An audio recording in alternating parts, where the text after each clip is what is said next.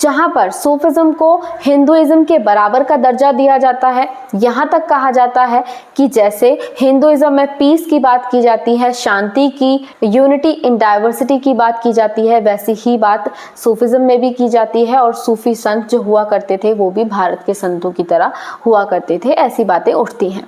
पर इसके लिए हमें हिस्ट्री को भी समझना होगा कि क्या ये रियलिटी में था, और अगर नहीं तो कौन सी ऐसी बातें थीं जो इसके विपरीत जाती हैं।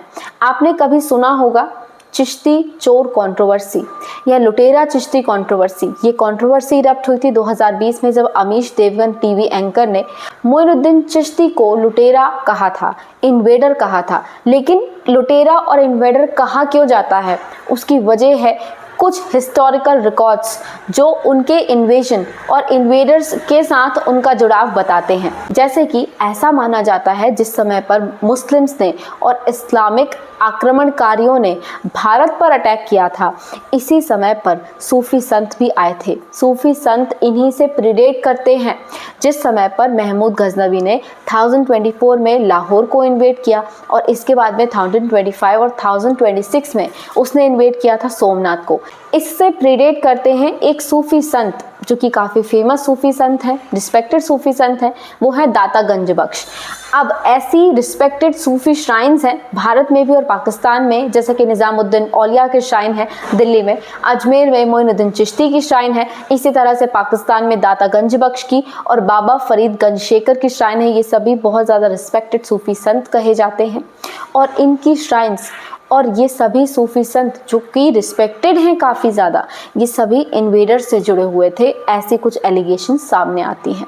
कहा तो ऐसा भी जाता है कि जिस समय पर दिल्ली सल्तनत में मामलुक डायनेस्टी का राज हुआ करता था और मामलुक डायनेस्टी का राजा हुआ करता था बलबान, इस समय पर ही और इससे प्रीडेट करते हैं सूफी संत बाबा फरीद गंज शेकर, जो कि पहले पंजाबी सूफी संत थे और जिन्हें सिख भी काफ़ी ज़्यादा मानते हैं। बाबा फरीद और बलबान कहीं ना कहीं एक समय पर थे। और अब कहानी आती है मोइनुद्दीन चिश्ती की, जो क्लियरली बताती है, सूफी लिटरेचर्स के थ्रू बताती है कि वो इन्वेडर के साथ जुड़े थे और उन्होंने भारत में जिहाद करवाया था। बात कुछ ऐसी है कि 1186 में मोहम्मद गौरी ने इन्वेड किया था लाहौर को। ऐसा कहा जाता है कि मोइनुद्दीन चिश्ती ने ही उसकी हेल्प की थी कि वो भारत में इन्वेड करे, उसे प्रोवोक किया था और उसे आगे बढ़ाया था जिहाद करने के लिए भारत में।